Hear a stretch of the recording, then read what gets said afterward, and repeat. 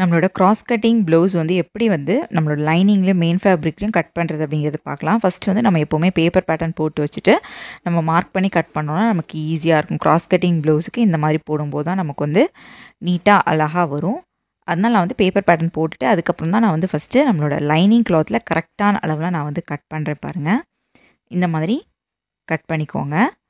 ஸ்லீவும் அதே மாதிரி தான் பேப்பர் பேட்டர்ன் போட்டுட்டு அதுக்கேற்ற மாதிரி கரெக்டான அளவில் நம்ம வந்து கட் பண்ணி எடுத்துக்கலாம்.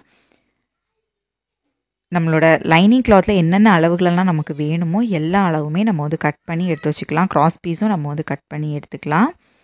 இது நம்ம வந்து லைனிங்கில் வந்து கட் பண்ணி முடிச்சதுக்கப்புறம் நம்மளோட மெயின் ஃபேப்ரிக்கில் வந்து நம்ம வந்து கட் பண்ணணும். மெயின் ஃபேப்ரிக்கில் வந்து கட் பண்ணும்போது நீங்கள் எப்போவுமே எக்ஸ்ட்ராவாக ஒரு 1/2 இன்ச் அளவுக்கு எல்லா பக்கமும் விட்டு தான் கட் பண்ணணும். அப்போ தான் நம்ம வந்து ஸ்டிச் பண்ணும்போது நமக்கு கரெக்டாக வரும்.